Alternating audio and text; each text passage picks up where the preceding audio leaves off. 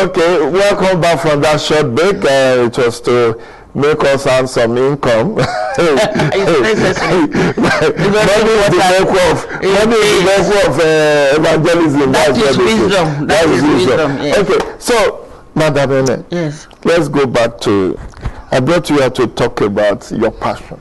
Okay. Your passion of women empowerment, youth empowerment, you know, plurality of empowerment in society, inclusion, and all of that. Yeah. So, let's look at it. Where did they start beating Nigerian women in terms of politics and governance? Okay, I like us to just look at it this way. We are grateful to you. When I say we, not just women, but everybody who is interested in accelerated and sustainable development should be interested in this issue. It's not a women issue. It's developmental issue. It's a developmental issue. That's why I brought people like you to come and speak to how do we overcome this challenge. Yeah, very easy. Because one, we are in self-bondage. Self-bondage. Self-bondage. Self-bondage. So it's not somebody now putting you in bondage.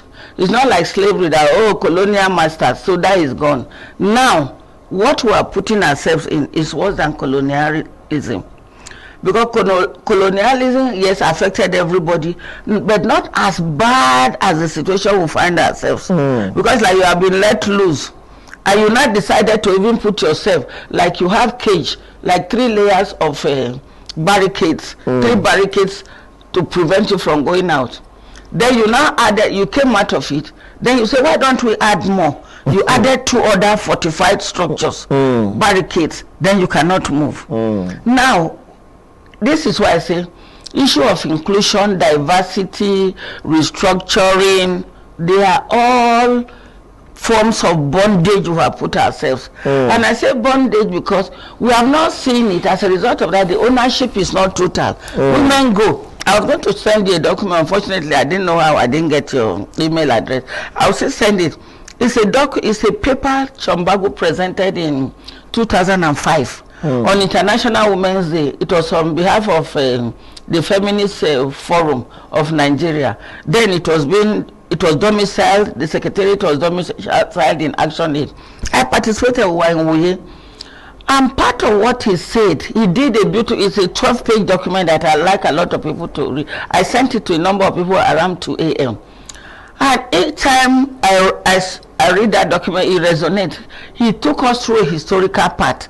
And when I was talking with Patience Ikioba yesterday of Action Aid, she was of Action Aid, she's now of UN Women. She said, I've left for a long time, did so a fantastic young woman. And what she said, Auntie, we are talking about gender policy. And she said, Auntie, look at what we are doing now. Look at the history. We started as tokenism.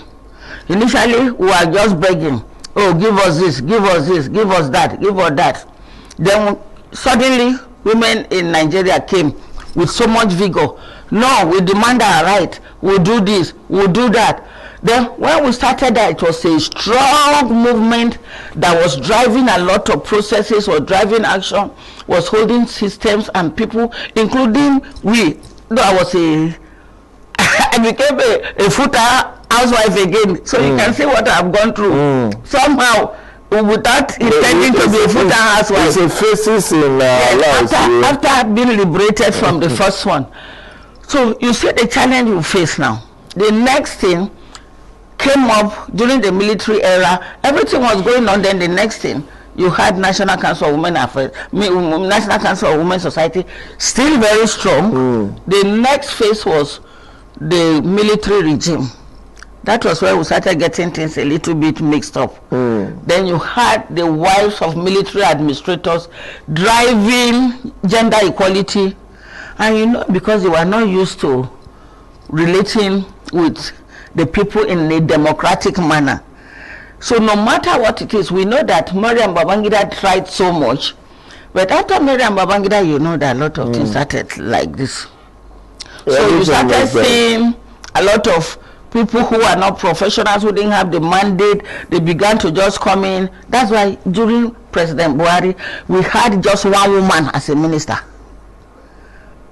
Then, when he was the head of state, yes.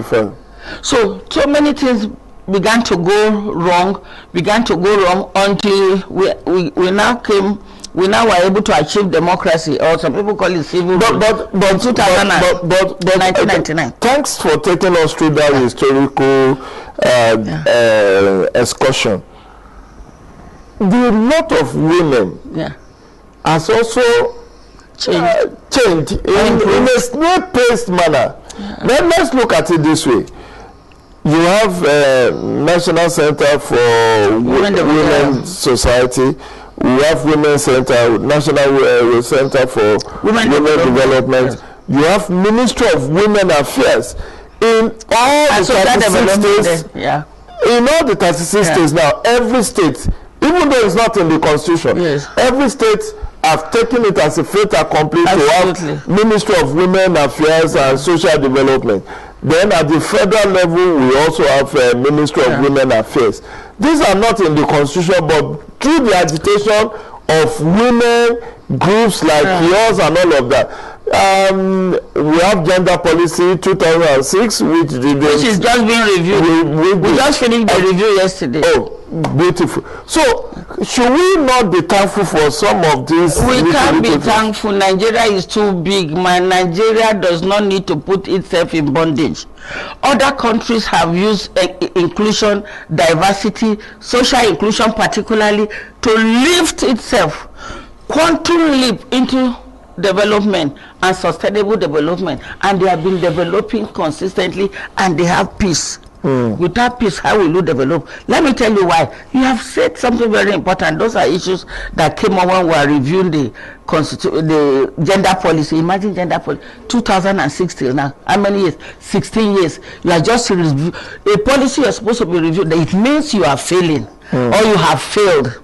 And if you look back again and say, okay, we have this, we have that. Yes, during President Jonathan, we hit the peak of women empowerment in Nigeria. The peak that we have never had in history. 13 female ministers, key positions, a lot of impact. But it didn't last long. That is why we need to go back to why can't we institutionalize this? Why will anybody come and downgrade what has been achieved? Like President Obama said, former U.S. president, said the curve of Nigerian leadership and the governance of leadership and governance curve of Nigeria, when you talk about inclusion, is like this, to go up. So that is where we are now.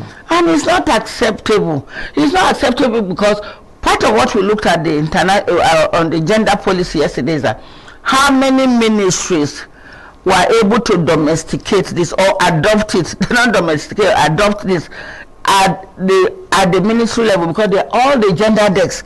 Why is it that the Council on Establishment has not been able to deliberate on that and make it such that it is binding on all MDAs, including private sectors, religious organizations, socio-cultural organization, a holistic one has been done in other countries. Why are we failing? Why are we doing gender as tokenism? It means we are reverting to where we came from, that we shouldn't think about. We shouldn't mention that in history. So this is a challenge. Now, is it that what you are giving to women, these gains now, you want it to be eroded? Like Minister of Women Affairs used to be Minister of Women Affairs and Social Development. Social development is yanked and taken to humanitarian. How do you want to explain that? Instead of making it a human ministry, adding more, maybe like making it a human ministry, like bringing the aged, who will manage all those diversities as a woman? Look at what the minister, just think of what the Minister of Women Affairs is doing now.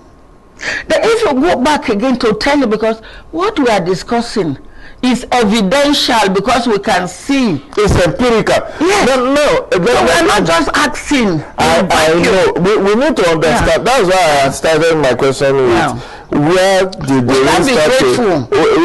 the rain start to beat us? The military regime. The military regime. After Babangida regime. And you know, under the same Babangida, the world did so much that In fact, it we thought we had arrived. Yes, it was like a national anthem.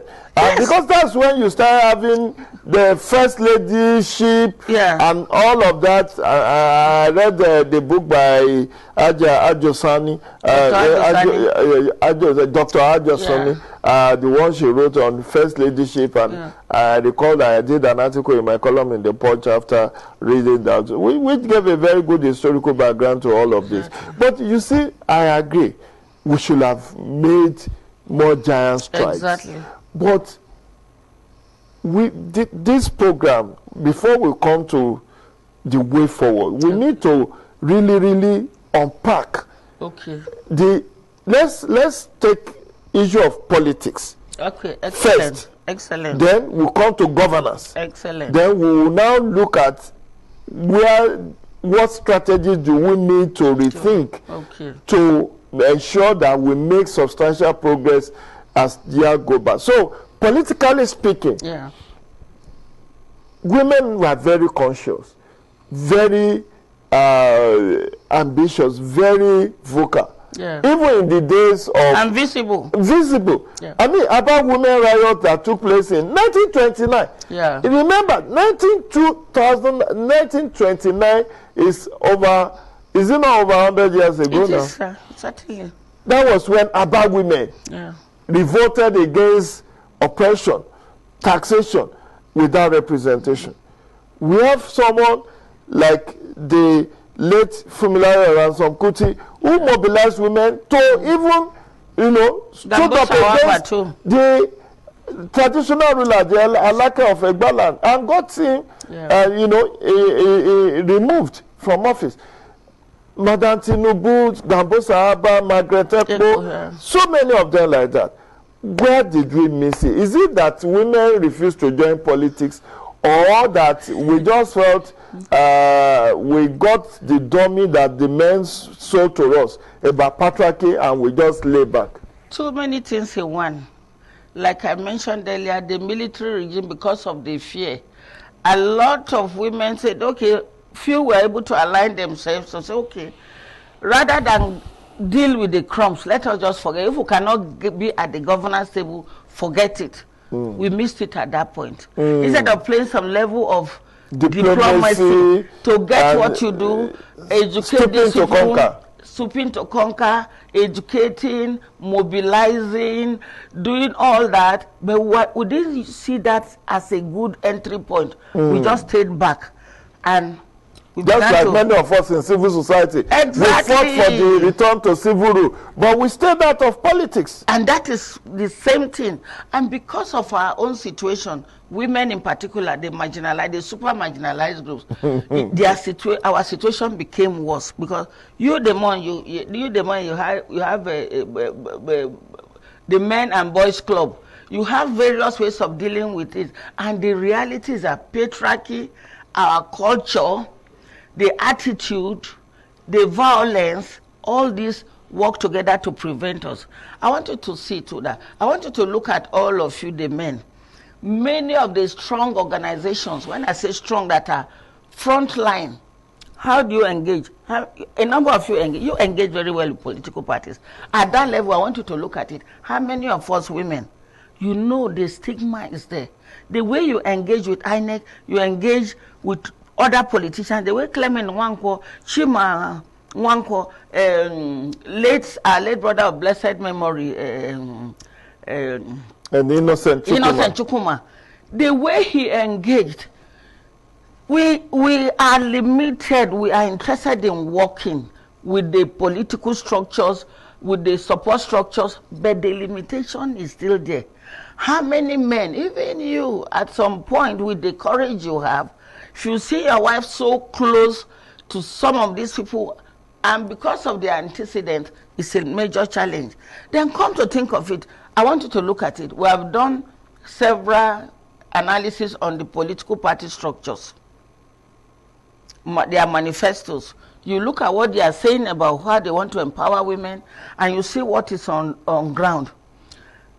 Right from the beginning, from Babangida's time to now, all the political parties, how many were actually allowed to have women in the mainstream where decisions are taken? The political But did the women join the political parties? Did they join in good numbers? No, that also is a problem. It's part of the reason why I left my job and I said, look, I'm not sure what we are doing here. Electoral empowerment of civil society project. I looked at everything. I said, why don't I go and see what is in this politics, and so that I can convince my sector that we need, even up till now, both male and females are not interested in politics enough, other than holding the political principalities accountable. We must be there. Like I tell a lot of women, you can be there as a volunteer to support them. If you don't have opportunity to be at the table there within the political parties, look at Grace Bent. I'm not saying that I'm promoting what she did yesterday by the campaign to APC, but if you see how she rose to contest election, you know the sentiments about women, where you marry and where your maiden, where you were born and the rest of it. But she rose consistently to be the national, an advisor to the national chair of a major political party, the ruling political party then. So all the structures within the political structures, we are not able to engage. IPAC, how many women? Look at our sister there. How far has she been able to go? You mean Barrister... I'm trying to remember her name. Can you imagine? I will remember. Check my phone. You see, she's been consistent. But a lot of people are afraid for her. Look at Barrister Iberi. Barrister Iberi became the first woman to be what do you call it? She became the first woman to be key national officer of a political party. That's Labour Party. A major political Labour Party. She was a spokesperson. She's now in she mobilized us to women in politics. Yes, and she's doing well. Look, I want you to look at the history. I recall she mobilized us to talking about political party and politics. She mobilized us to support the present Minister of Women Affairs when she left PDP to contest, and she. You know what happened, you know, today is history. A number of us that went, stigma, why are you there to support her? Did we not say we should be non-partisan? More so, I didn't contest election then. I remember late Blossom Ubani, myself, how many of us were there when they saw us? Is it ghosts we are seeing? So all those stigma too. See how much she is an encouragement to people, to many people. Look at where she is now. Then when you come to talk about political, but the wing, the political party, the youth wing, how many women do you see here? Like you see Zainab Abubakar, Zainab Maro Abubakar now. For God's sake, how many women will be prominent? The husbands are supporting them. They are not common. Uju was trying so much with PDP, but how far was she able to go? A number of women, so the limitations are both real and perceived. When we are there, they say, are you sure you will not be a target?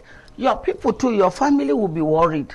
So that is that for political parties. So the political parties are not sensitive enough to the plight of women. They too are in bondage. That's why you have all these problems they are having all over. Beyond that, the greater bondage is that because women don't also want to participate sufficiently.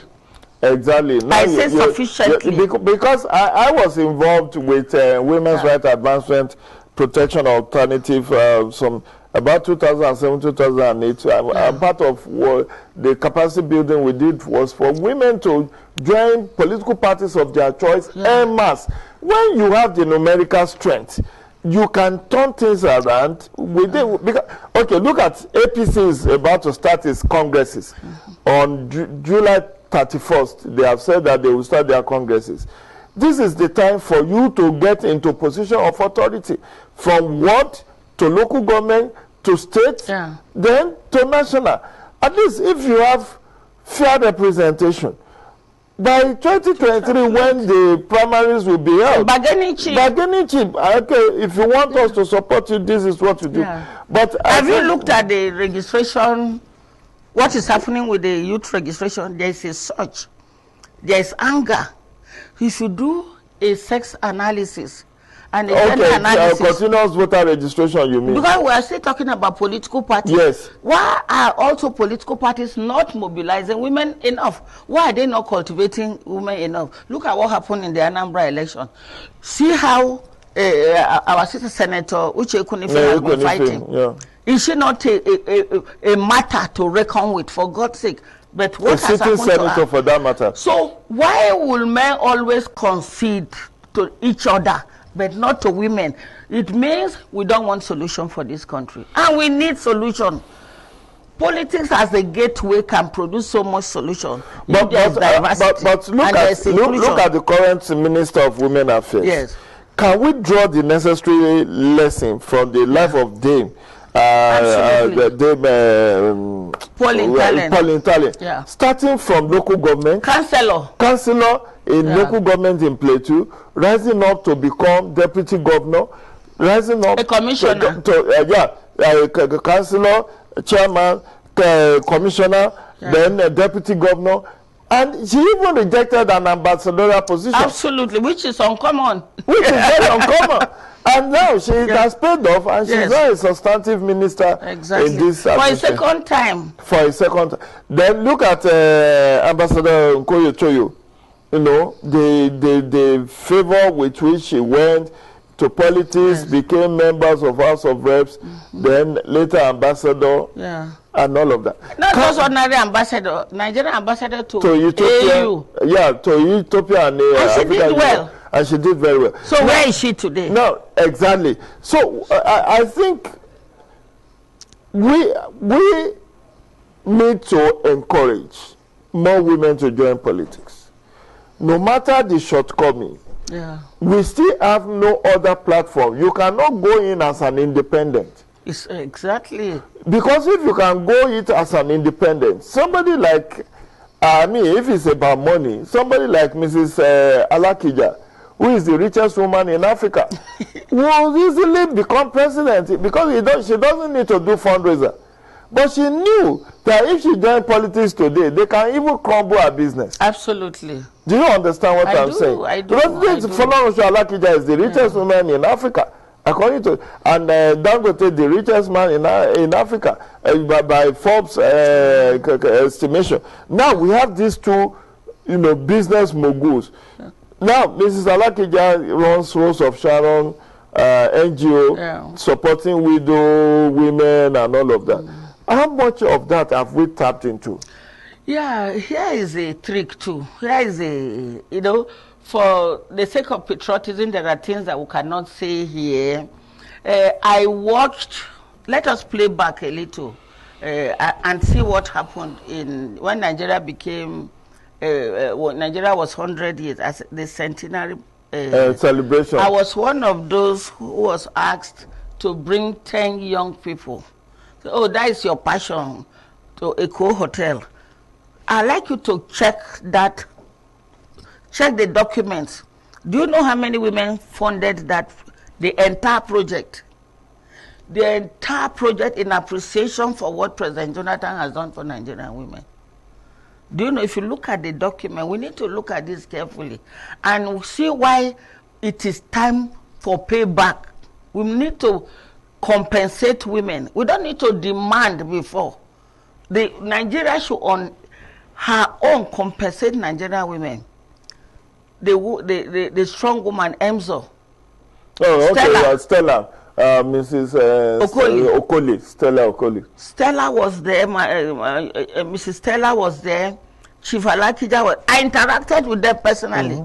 Auntie Moji Makanjola was a moderator, was coordinating a lot of the program. I saw all the female ministers there. They were there. The president's wife was there. It looked like everything has happened. But too, there is also that invisible sanction. You can't do this, you can't do that. The process of empowering this, because the Dangote, I know, I had seen him with my former governor closely like this. Humble man, very nice man, is interested in supporting women, but supporting women comes with too much cost. So how do we remove that barrier? What is the cost? What's the cost that it comes to? The cost for many people that they suffer punishment and they suffer some of the privileges they enjoy, they will not give to them. And they can suffer blackmail. So, okay, you're supporting me, and they say, you're just supporting her because she's interested in social relationship with her. Will you want to support me? Even you want to protect yourself, protect your family image and the rest. So there is that cheap blackmail that we've not been able to develop thick skin against. I remember talking with Chief Alakija and all the women, and they were happy. Dangote, I spoke with him, and he's interested, but the limitations that the women, how do you defend it? So if we liberalize it and we change our mentality a little, I like what the Deputy Secretary General of the United Nations, Amina Mohammed, she said something. She was making reference to too much violence against people, and she was talking about the VAP Act. She said, this is paper. What we can do is that let us look at how we can do social behavioral change communication, changing the mindset. And if it doesn't work, let's name and shame, because this paper has so much limitations. So a lot of people can subvert this, can circumvent this and say, look, and put it like they say, fash it and put it aside. So how do we get people to change the mindset that a husband will have courage if a Dangote or another person is, or Bola Tinubu, I know he has done for women, but he can still do more. Why can't they sponsor women across board? They stretch themselves. I know when my brother, big brother David Mark was in office, I know the number of people he supported to fulfill their political ambition for Nigeria. But Nigerian women, their own power, they are holding it in trust for Nigeria. And they want to serve. It's not that they want it for themselves. So let's take it that we need to have more women joining politics. Yes. But let me pause you on this before we come to governance. The issue of abduction of schoolgirls. Oh my God. How does that worry you as an educationist? Look at my face now. You know, I trained because of the marriage, the first marriage. One, if you play back now, I was abducted of a sort and taken to a village very far away that it would for £2 that your father collected. Oh my God. And it took help before my brother was a bank. You know, £2 meant so much then. Of course. It was like life saving. And you talked about being serially raped by your husband. My brother. So for me, look at my face. Most times I wake up 2 a.m. I'll be praying till 6 o'clock. And because it's tormenting. I'll be doing advocacy on TV, pleading with people, asking people to calm down, asking trauma therapy, because I can relate with what is happening. My own wasn't even adoption to a place that there was demand for ransom, sort of. So I have put myself in it. And because I cherish education so much, God helped me, I went to school. You know, how did I acquire education up in? If I didn't acquire education, I'm sure you will not be conversing with me in my language. So no, it's a problem. I will be speaking in Doma. Yeah. You know, and then we'll need the computer, that software on the system of Babel. Tower of Babel to be translated. One of my friends got up at APRM meeting. By the way, we were there yesterday. She got up and she said, it's a young friend, Irene Uga. She said, Ma, I'm going to talk. The adoption, they should put it in the APRM document. It's not acceptable because she has a school and she's seeing trauma every day. So it's part of the reason why we want to be in position we can address it. I saw Governor Erufai yesterday night pleading that federal government should come and assist his state. You see, if we women are in position, if the deputy governor was the one who is a woman, the federal government can only call her to say, come, you are a model, tell us how you are doing this. It's not acceptable now. We are creating fear, we are depleting women. The resource we have that should change and transform our country, we are depleting it. So how do we want to grow? The abduction is continuous.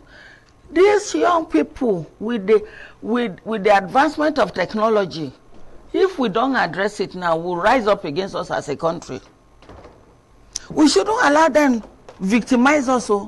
We shouldn't allow us pay back them to ask us to pay back. And if they want to demand for payback, do you know it may be more? So how do we want to do that? It's not acceptable now. We must keep schools safe. Okay. Beyond Facebook campaign and the rest, we must call for conversation. There are people who have solution to this matter. It is not only prayer. Prayer is very important. And people must speak. Women must speak out. Because people are dying of agony. People are not able to sleep. If you look online, a lot of people are online. Even now, people cannot access farms. Female farmers. Food is expensive. Female farmers could not access their farms because of these abductions. They are getting raped. Even by the admittance of Commissioner for Internet Security in Kaduna State, about 20 women have been raped in Kaduna State by their abductors. We have to review the national gender policy, the gender policy on agriculture and rural development. Look at that. Trauma. Thank God that the director gender is wonderful. The farm sector, they are so good. They are doing so well. What? There is problem. We need to address it. And women can take the lead to do this. Is to create the space. We cannot force ourselves. Okay. So in terms of governance, what will be our way forward? We have missed the elective in 2019. Now we have less than 6% representation in the House of Reps and even in Parliament. Yes. How then do we compensate for in terms of appointments? It's very simple. Now that's why I say we have put ourselves in bondage. So if we see it as the right of women, not that they need to beg and say, you people continue. Someone will tell you, you people have to try you. I say, no. It's you who have to look for this solution. Let me give you an example now. Look at key documents. The VAB Act, for example, is being under-enforced. If you look at here, violence by state actors, why are we not taking action against the state for violating our rights? Because is that what will bring them to be able to do the right thing? If you look at 23, section 23, political violence, we are suffering all sorts of violence. The answer is simple. It doesn't take so much. If you have a peace committee, do you need to do election to bring women in? No. If you have to make appointment, I have written application to be given opportunity to serve before. Have you heard such thing before? And I encourage many women to write application. I say, I will use my office, I will use my resources. Don't give me anything, just give me space. Just for us to add value. But they get suspicious that how can somebody make such huge offer? The offer is organic, the offer is sincere, it comes with integrity and credibility. So it's for us to agree to change our mindset that women are part of society. Let's change the narrative. Gender policy, we cannot, we have documents we are not utilizing. I'm told we have to do newspaper review in a few minutes. Okay. What do you foresee with the constitutional amendment and the request for affirmative action? Do you the 111 seats. Yeah. Well, do you we want to believe the Senate president, we want to believe the young, because he has told us so much about his mother. I had moderated the event that he was there and he made commitment to women and he was able to make good his commitment immediately. So we are convinced that they will not want to go back. It's issue of integrity. So it's for them, between them and their God and their constituency. Do they want to disappoint over 50% of Nigerians? We have a call. Let me take this call before we part. Hello? Hello, good morning. Yeah, good morning. Tell us your name and where you are calling from. Okay, I'm calling from yesterday. My name is Jide Adaka from Human Rights Radio. Okay. I'm listening. What's your contribution? Thank you very much, my brother. I want to contribute to what Madam is rightly saying. Okay. I'm a youth, and I see myself as an arrow that will be used to devastate a lot of issues that is affecting youth in politics. Okay. Now, this is not just about youth. It is also about the gender equality. Women are not given opportunity in our political terrain. And we are seeing it as youth, that when women are empowered, their family benefit. Obviously translated to a better educated children, and also bringing justice, equity to mankind. I would sincerely want to advise that if our political elite intend to solve the problem before our nation today, we must look in that direction where Madam is talking from. Thank you very much. I am a bona fide APC person. I'm from Bay State. I am the coordinator of Project 4.4 in Benue. But I can tell you that we are not given any opportunity to contribute our quarters. Rather, we are being used against ourselves. And the women are not considered to be part of this nation in terms of political terrain. That's the dynamics you want to change. Thank you very much, my brother, for your intervention. I appreciate and your point is well made. Thank you. Thank you very much. Your final word, madam. See, let us take ourselves from this misery. Everybody has a role. It's not like their role. Let's not be eternal advocates. Changing the narrative is possible, just to change our mindset and do the right thing, and we are there. And Nigeria will be on the part of sustainable development. Okay. Before we go, there's another call. Let me see whether I can squeeze this in. Oh, hello. Hello. Oh, we missed that. Anyway, that will be the size of our discussion segment on this morning. Development focus with Jide on ITV this morning. We have we need to review the newspapers. What are the newspapers saying? But I want to thank my elder sister and Madam Jide, Mrs. Jide, for coming to share our experience with us, for coming to talk us through what we need to do different. We need to change mindset. We need to change behavior is very key. We need to join politics. We should not leave politics to men and to politicians, professional politicians. We all have a role to play if we want to change the dynamics of situation in Nigeria.